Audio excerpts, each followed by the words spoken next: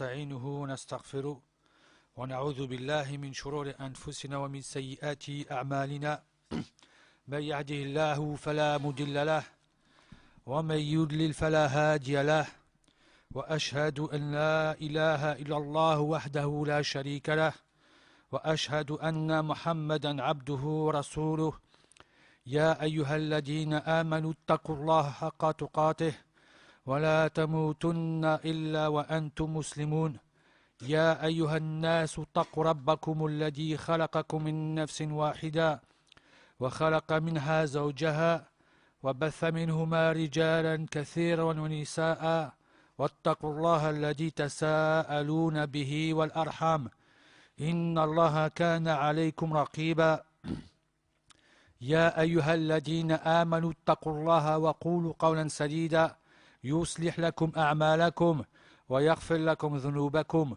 ومن يطع الله ورسوله فقد فاز فوزا عظيما أما بعد السلام عليكم ورحمة الله وبركاته.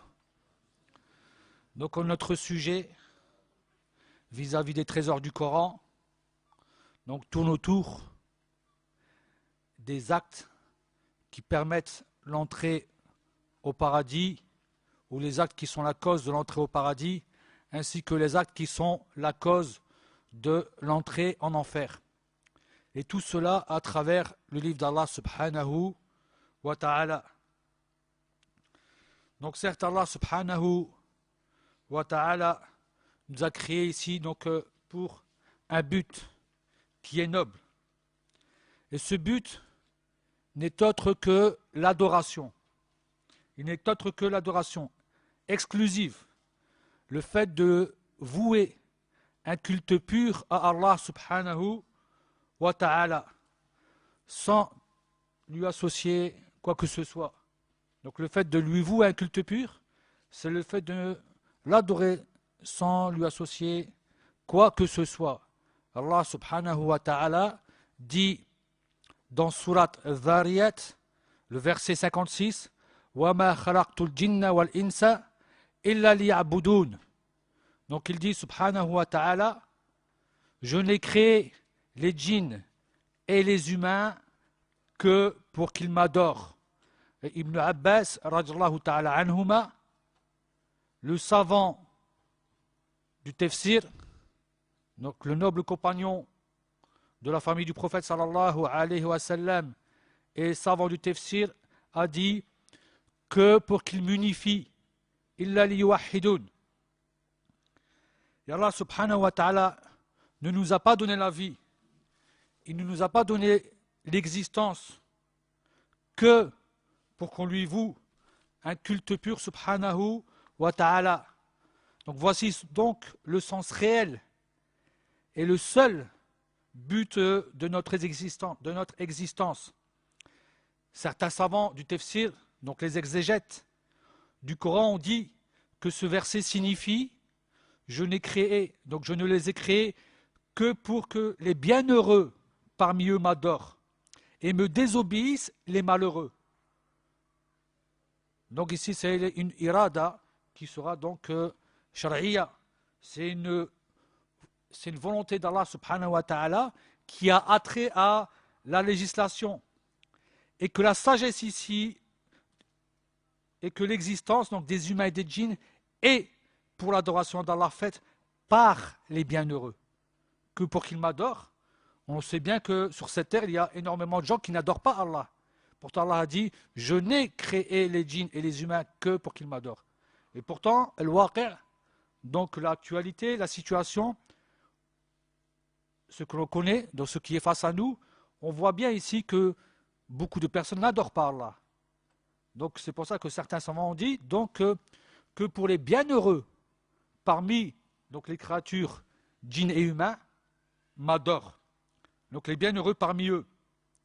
Et cela aussi est démontré par un autre verset où Allah subhanahu wa ta'ala dit فَإِنْ يَكْفُرْ بِهَا هَوْلَائِ فَقَدْ وَكَلْنَا بِهَا قَوْمًا لَيْسُوا بِهَا بِكَافِرِينَ.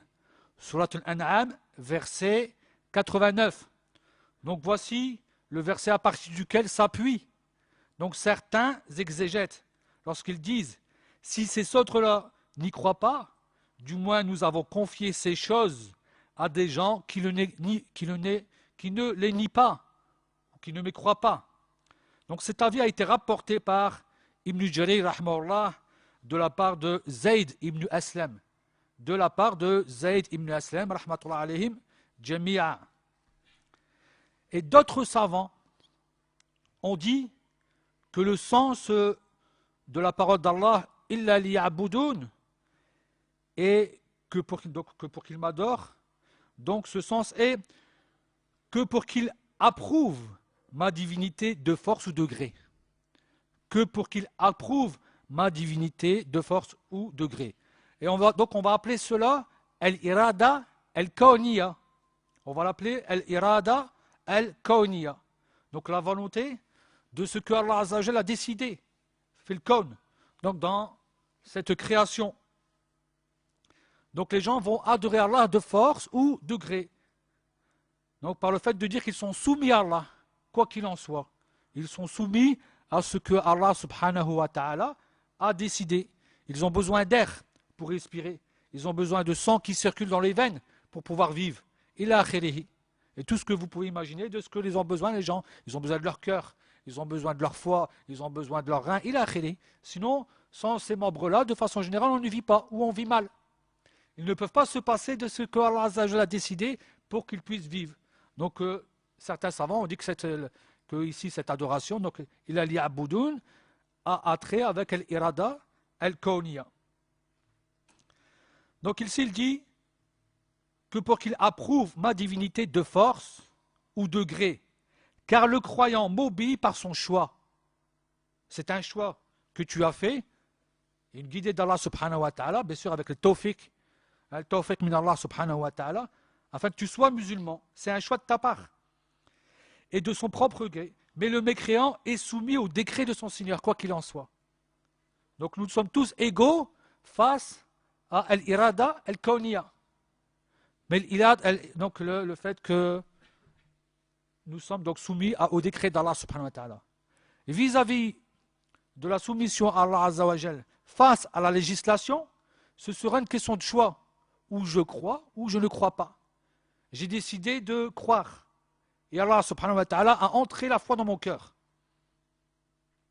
Donc ici, donc le mécréant est soumis au décret de son Seigneur par obligation naturelle. Et cette parole est rapportée aussi par Ibn Jarir al-Tabari rahmahullah, de la part d'Ibn Abbas radhiyallahu anhuma. Il a choisi Ibn Jarir en s'appuyant sur le verset où Allah subhanahu wa ta'ala dit وَلِلَّهِ يَسْجُدُ مَنْ فِي السَّمَاوَاتِ وَالْأَرْضِ طَوْعًا أَوْ كَرْهًا. Donc, et c'est à Allah que se prosternent, bon gré et malgré tous ceux qui sont dans les cieux et sur la terre. Donc vous allez me dire, ici on voit que Ibn Jarir al-Tabari rahmahullah a donné les deux significations. Car dans le tafsir, des fois, on retrouve, même dans le même livre, plusieurs significations. Et à partir du moment où elles ne sont pas contradictoires, elles sont toutes acceptables. À partir du moment où elles ne sont pas contradictoires, elles sont toutes acceptables. Même si on peut retrouver des fois une qui sera donc plus probable que l'autre. À partir du moment où il n'y a pas de contradiction. Et on retrouve ça dans beaucoup de significations, comme Hablullah par exemple, où on va retrouver le Coran, où on va retrouver l'islam, où on va retrouver autre mot encore. Donc, la prosternation, ici, lorsque on voit ce verset, et c'est Allah que se prosterne. Donc, la prosternation et l'adoration sont toutes deux des actes d'humilité et de dévotion et de soumission pour Allah, Jalla wa ala. Et ce verset démontre que certaines créatures le font de beau gré et d'autres de mal gré. Ils sont en vérité donc soumis à Allah subhanahu wa ta'ala. Et l'imam al-Mujahid, rahmallah, dit que donc nous sommes avec une troisième ici parole de Mufassirin, que pour que je leur ordonne de m'adorer, et m'adore donc celui dont j'ai permis parmi mes serviteurs sans que je l'ai permis à d'autres. Donc vous voyez aussi toujours une explication de illa liya'budun, que pour que je leur ordonne de m'adorer et m'adore donc celui dont j'ai permis parmi mes serviteurs, sans que je l'ai permis à d'autres. Donc il y a un bienfait d'Allah Azza wa Jal sur les uns envers les autres.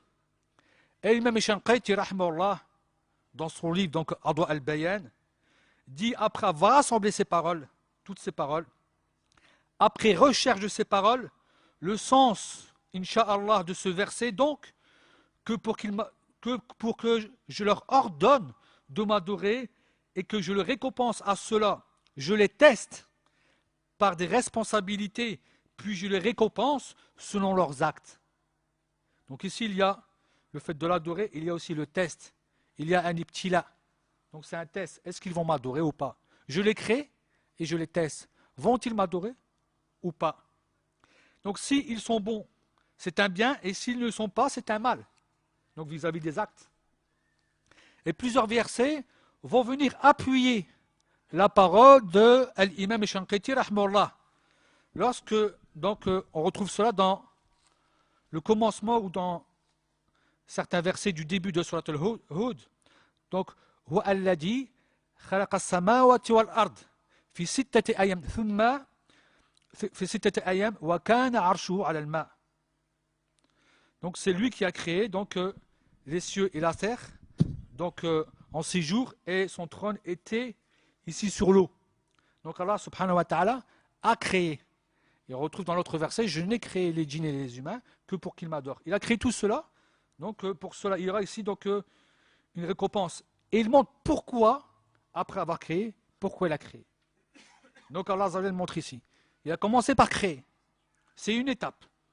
Puis après cela, il démontre, subhanahu wa ta'ala, clairement la sagesse pour laquelle il a créé les cieux et la terre. Et il dit, liyabluwakum ayyukum ahsanu amala. C'est le même verset, c'est la suite.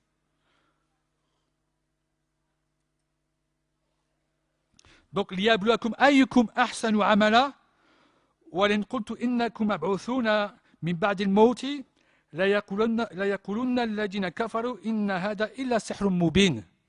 Donc, Surat Hud, verset 6. Afin d'éprouver, voilà ici donc le but. Allah Azza wa Jalla a créé les cieux et la terre en 6 jours, son trône était sur l'eau, afin d'éprouver lequel de vous agirait le mieux.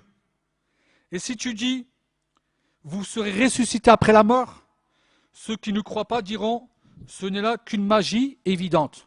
Donc voici le but ici. Afin de prouver lequel de vous agit le mieux. Ahsanu amala. Ahsanu ici, donc amala, le meilleur des actes. Et le meilleur des actes est bien sûr donc celui qui sera sincère envers Allah subhanahu wa ta'ala et conforme à la sunna du prophète sallallahu alayhi wa sallam. Comme l'a dit donc Al-Fudayl ibn Iyad et d'autres savants encore. Et il dit aussi subhanahu wa ta'ala au début de Surat al-Mulk, donc dans Surat al-Hud, c'est verset 6. Alladhi khalaqa al-mawta wal-hayat liyabluwakum ayyukum ahsanu amala.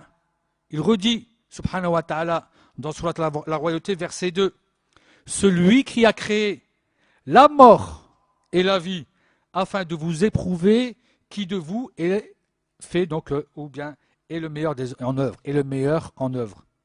Et le meilleur en œuvre. Donc voici ici que la vie et la mort appartiennent à Allah subhanahu wa ta'ala, comme l'a dit Ibrahim alayhi salatu wassalam. قل إن صلاتي ونسكي ومحياي ومماتي لله رب العالمين لا شريك له وبذلك أمرت وأنا أول المسلمين. Donc certes, ma prière et mon immolation, nusuk si on veut parler du hajj, c'est à ce moment-là, dhabh, l'immolation si on veut parler de l'islam, donc c'est toute l'adoration, wa mahyaya wa mamati, et ma vie et ma mort. Donc ce que je fais dans toute ma vie jusqu'à ma mort, et même ma mort, la shahada avant de mourir, mathalan, par exemple. Donc je meurs en tant que soumis à Allah subhanahu wa ta'ala, appartiennent à Allah, Seigneur des mondes. Et c'est pour cela que j'ai été donc, la sharika wa bidhalika umirtu, que j'ai été donc ici ordonné. Donc vous voyez que Allah Azza wa Jalla a créé la vie et la mort, donc afin de d'éprouver les personnes, les humains, les djinns et les humains, qui d'entre eux feront les meilleures œuvres. Et on ne voit pas ici donc le plus d'œuvres.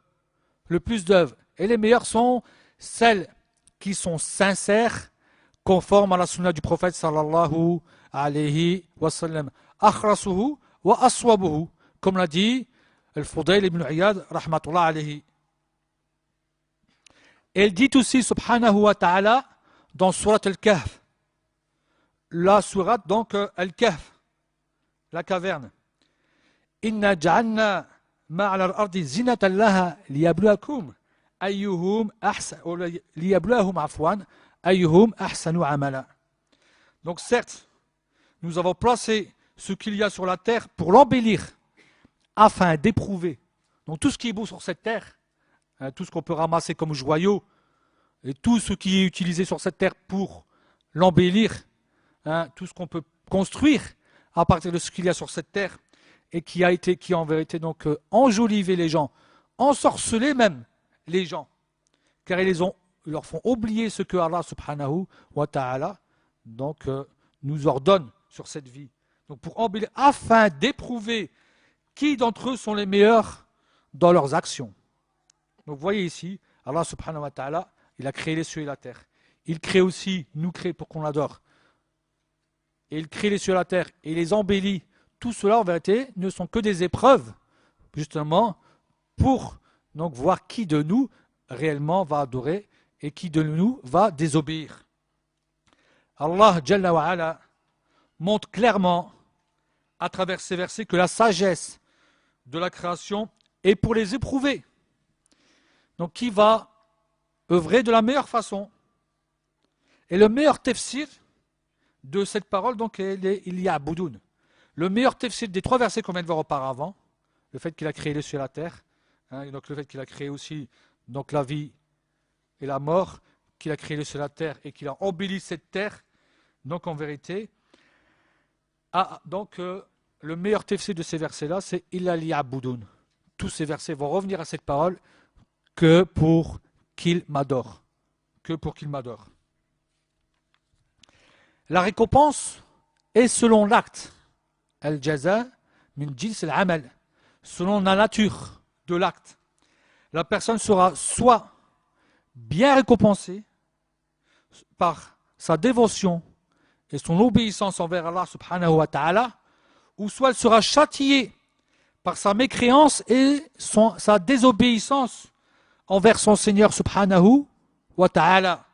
Allah subhanahu wa ta'ala dit وَإِنَّهُ يَبْدَأُ الْخَلْقَ ثُمَّ يُعِيدُهُ لِيَجْزِيَ الَّذِينَ آمَنُوا وَعَمِلُوا الصَّالِحَاتِ بِالْقِسْطِ وَالَّذِينَ كَفَرُوا لَهُمْ شَرَابٌ مِّنْ حَمِيمٍ وَعَذَابٌ أَلِيمٌ بِمَا كَانُوا يَكْفُرُونَ.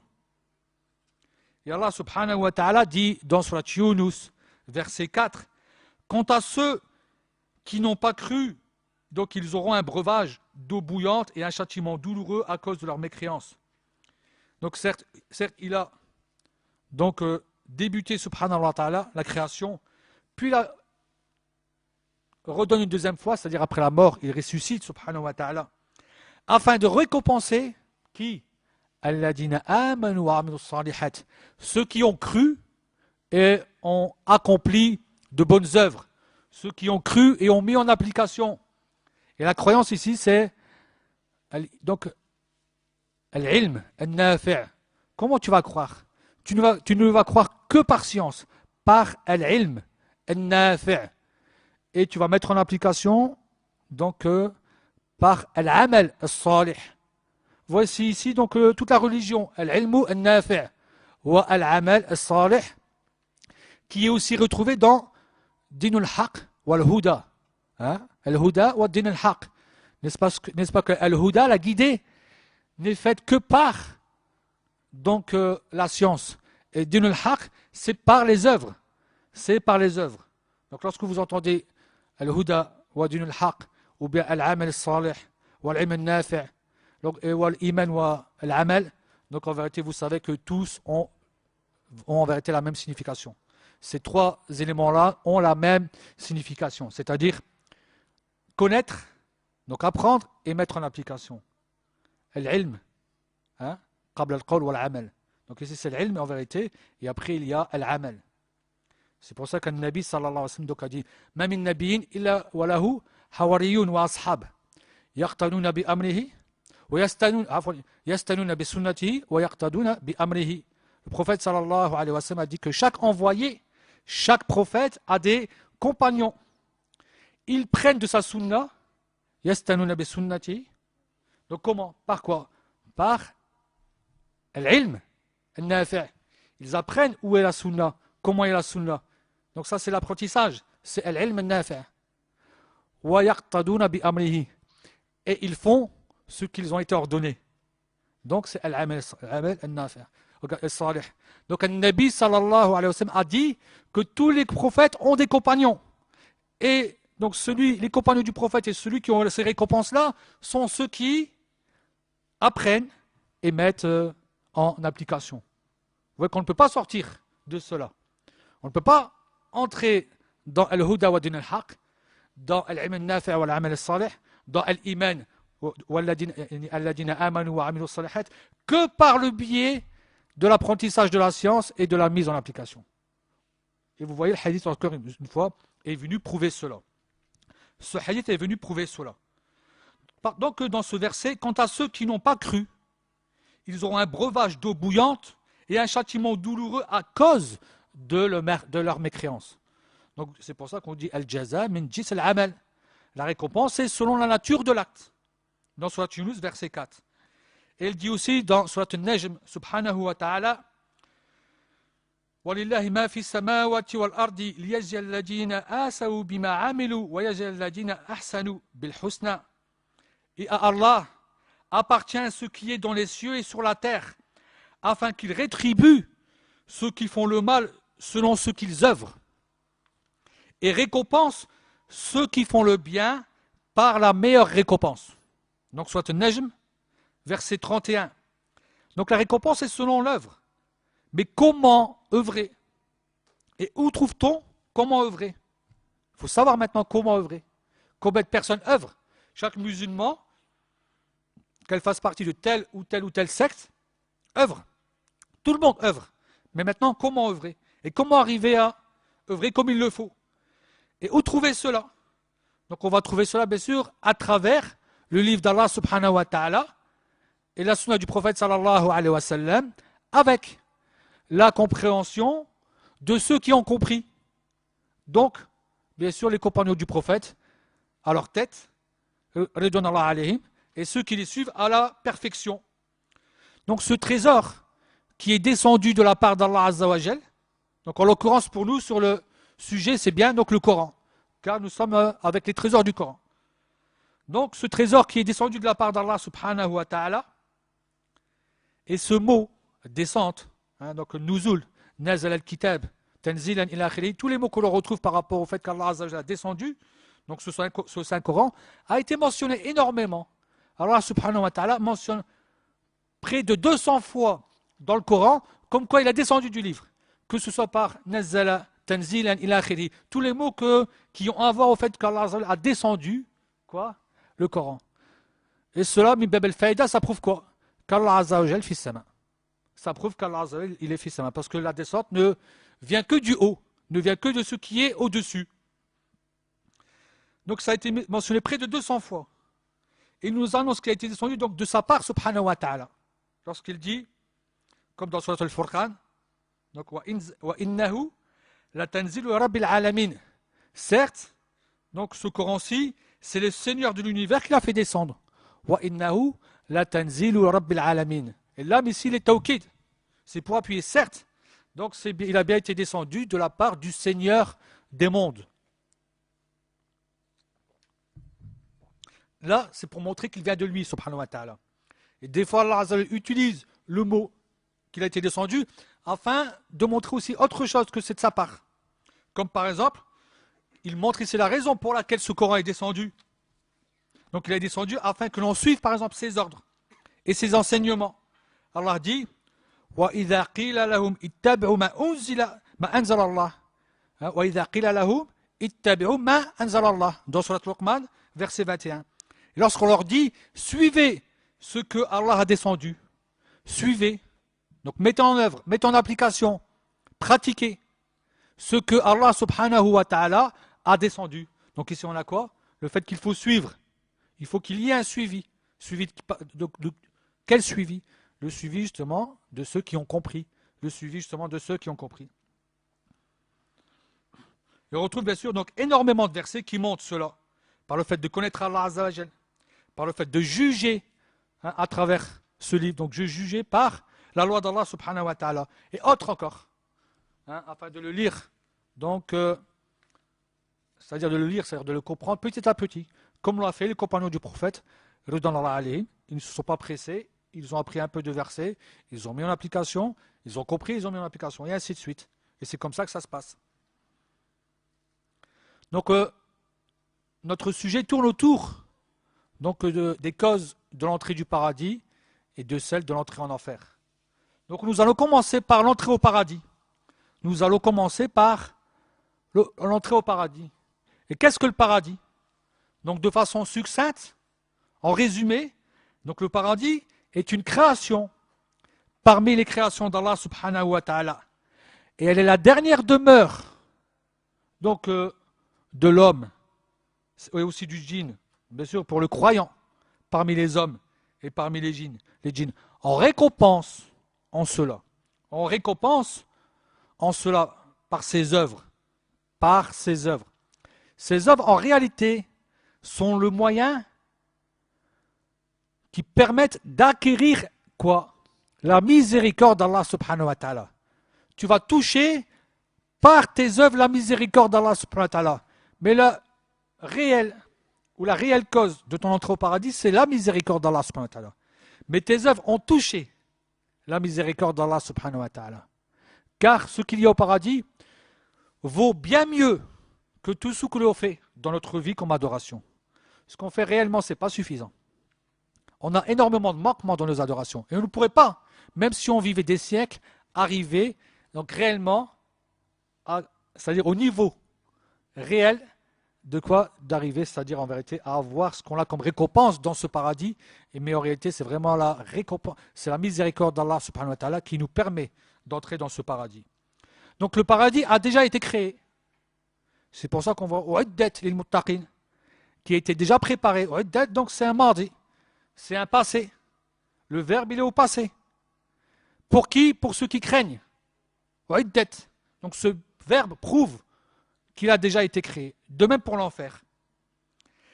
Et tout ce qui s'y trouve est différent de ce que l'on voit dans la vie d'ici-bas, même s'il y a une alliance, même s'il y a donc un rapport avec les noms.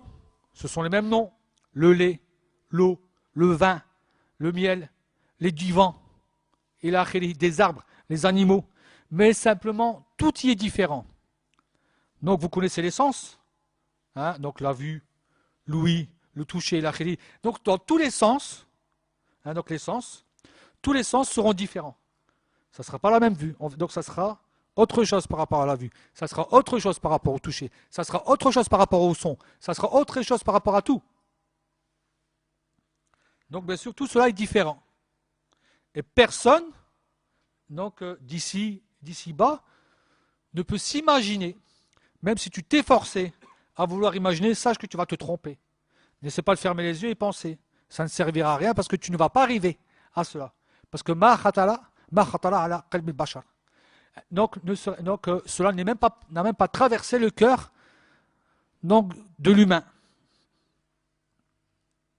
La croyance et la mise en application sont des conditions requises afin d'y accéder par la miséricorde d'Allah subhanahu wa ta'ala.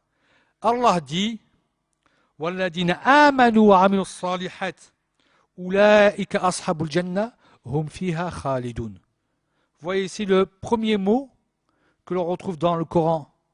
C'est-à-dire le premier mot où l'on retrouve dans le Coran, le paradis, c'est donc le verset 82 de la sourate Al-Baqarah.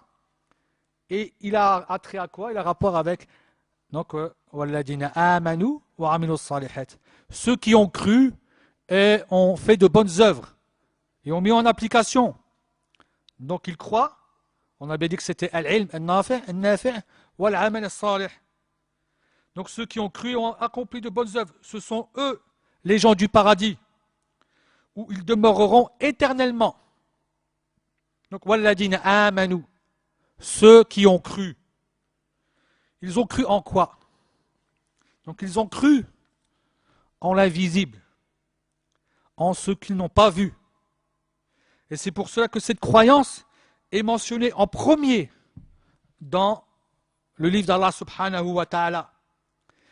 C'est la première description des croyants dans le livre d'Allah subhanahu wa ta'ala. Lorsqu'Allah subhanahu wa ta'ala dit dans le début de Surat al-Baqarah, Alif lam mim dhalika al-kitabu la rayba fi hudan lil-muttaqin. Donc et après alladina yu'minuna bil ghaib. Alladina yu'minuna bil ghaib. Alif lam mim. C'est le livre au sujet duquel il n'y a aucun doute. C'est un guide pour les pieux. Et maintenant, c'est comme s'il y avait deux points ouvriers guillemets, mais qui sont les pieux? Ceux qui croient en l'invisible. Alladina yu'minuna bil ghaib. Et cette croyance donc, consiste à croire aux 6 piliers de la foi, mentionnés dans le célèbre hadith de Jibril, alayhi salatu wassalam. Hein? Al-iman billah, an tu'mina billah, wal-iman yani, an tu'mina billah wa malaikatihi wa kutubihi wa rusulihi wal yawmil akhir wal qadar khairihi wa sharrihi. Donc le fait de croire aux 6 piliers de la foi qui ont été mentionnés dans le fameux hadith de Jibril, alayhi salatu wassalam, qui a donc pour cause ce hadith, justement la venue de certaines personnes de Bagdad qui sont venues voir, donc d'Irak, des gens d'Irak qui sont venus voir donc le fils de Omar ibn Khattab Abdullah, en mentionnant ici des gens qui apprennent la science, talabat al-ilm, des gens qui ont de la science. Ils apprennent le Coran, ils apprennent la Sunna. Mais simplement, ils ont un problème dans un sujet. C'est le sujet de la croyance en Allah Azza wa Jal, c'est-à-dire dans la croyance en Allah Azza wa Jal, dans la croyance à quoi? Au destin. Ils disent que Allah subhanahu wa ta'ala ne connaît l'avenir qu'une fois que cela est arrivé. Comme nous. Ça c'est comme nous. Une fois que c'est arrivé, on connaît. Mais 5 minutes avant, même 3 secondes avant, on ne savait pas ce qu'elle est arrivée. Mais une fois que c'est arrivé face à nous, on sait ce que c'est. Donc on a vu. Ils ont dit ça. C'est-à-dire l'amr unuf en français, en arabe. Et là, Abdullah ibn Omar a dit qu'il était innocent d'eux. Ils sont innocents de lui, il est innocent d'eux. Donc ils se désavouent d'eux jusqu'à ce qu'ils croient. Jusqu'à ce qu'ils croient, car ils ont eu un défaut, ils ont eu un manquement, une mauvaise croyance face à juste une partie, c'est-à-dire d'un pilier. Et regardez, ils ne sont plus croyants. Car la croyance est l'origine. La croyance en l'invisible est l'origine, donc ici, est la base de la croyance. Et la croyance, elle est au nombre de 6. Mais vous n'allez jamais retrouver dans le Coran les 6 rassemblés ensemble. On retrouvera toujours les 5, sauf al-imal bi, al-qadar, khairihi wa sharrihi. On ne retrouve pas ici le destin. On ne retrouve que ce qui est réellement de l'invisible. Face à la croyance, et le destin, c'est par rapport à ce qu'il y a. Parce que le destin, tu vas le voir. Mais tu dois y croire que ça provient de la part d'Allah Azza wa Jal, qu'il soit beau, qu'il soit mauvais. C'est pour ça que l'imam al-Murqiyam, rahimahullah, ainsi que l'imam Sa'di, lorsqu'ils parlent de al-usul al-iman dans le Coran, ils disent al-usul al-khamsa. Alors les gens ne pourraient pas comprendre pourquoi on mentionne 6 piliers et là on mentionne 5 piliers. C'est parce qu'on ne retrouve pas les 6 piliers mentionnés ensemble dans le Coran. On retrouve une fois dans le Coran le pilier de la foi, une seule fois dans le livre d'Allah subhanahu wa ta'ala, séparé. Mais les 5 sont mentionnés ensemble. Les 5 ici, ils sont donc mentionnés ensemble et on retrouve ça dans Surat al-Baqarah, verset 177. ليس البر أن تولوا وجوهكم قبل المشرق والمغرب ولكن البر من آمن بالله واليوم الآخر والملائكة والكتاب والنبيين. Et on ne retrouve pas le qadar. On retrouve ici les 5. Et dans d'autres versets, c'est la même chose. On retrouve ici les 5. Donc la bonté pieuse ne consiste pas à tourner donc vos visages vers le levant ou le couchant. Mais la bonté pieuse est de croire en Allah, au jour dernier, aux anges, aux livres et aux prophètes. Donc il est mentionné dans ce verset, comme j'ai dit auparavant, donc 5, et pas 6. Donc, Ibn Taymiyyah rahmallah, vis-à-vis du verset, donc, Alladina yu'minuna bil ghaib, il a dit Al-imanu bil ghaib aslul iman. La croyance en l'invisible est l'origine de la croyance. En revenant au quoi? Au premier verset de Surat al-Baqarah. Alladina yu'minuna bil ghaib.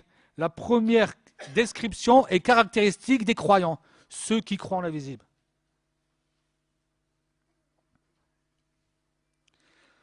Donc la croyance en Allah, en quoi consiste-t-elle?